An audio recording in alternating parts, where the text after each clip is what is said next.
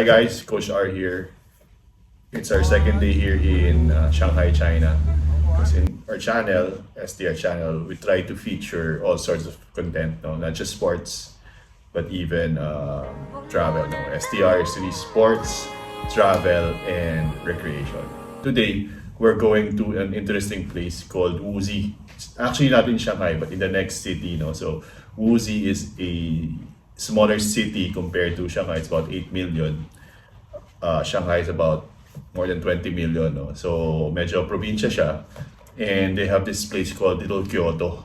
No? Parang Japan.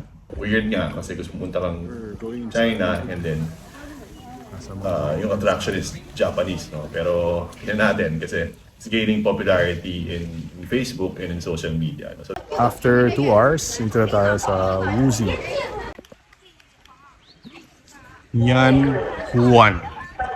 Ito yung Little Kyoto at night, no? Kasi may mga shows and gardens. No? So if you look at it, parang ang nasa Japan ka, no? Parang wala ka sa China. So it took us about 2 hours from Shanghai. And of course, as Filipinos, ang unang-unahin natin ay ang CR. Yeah. CR muna tayo. Pasok tayo sa park. Parang Japan nga, no? by the way, this trip is partially sponsored by South Play Golf Market. So South Play is a golf store that features hand-picked quality used golf items. No? So look them up in Facebook, may mga catalog sila. Baka nandyan yung mga kailangan yung mga golf items. No? So thank you again South Play and kay Sir Ram for sponsoring this trip. At 6:35, and then after show, then we go to another place. Second show. After show, then we go back to right here. That means in the whole scenery spot, we don't need to walk too long time on the way.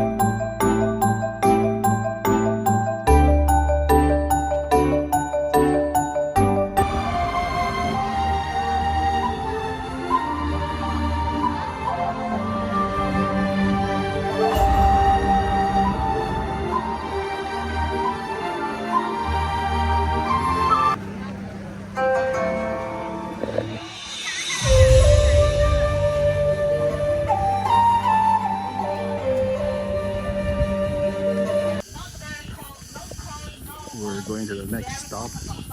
Ito daw yung major show dito. We're watching the show here.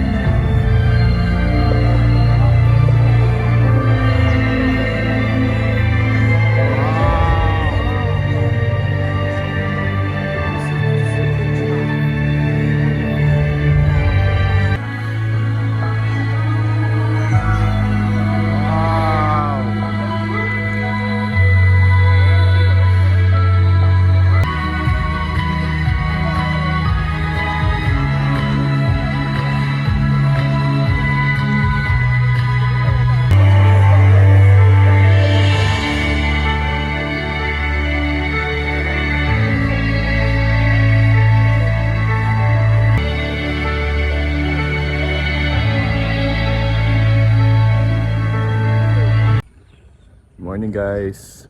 Another day, another city. Hindi na ako nakapag-vlog kagabi kasi medyo pagod na from yung travel namin. No? We came from Shanghai, spent 2 hours traveling to this city called Wuxi.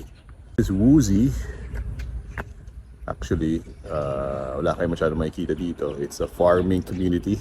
Chill lang dito, no? Unlike Shanghai, medyo mabilisan ang buhay dito. Yan lang, ganyan lang. No? Nature and lots of greens. No? So kung mahilig kayo sa buhay na ganito, this city might be for you.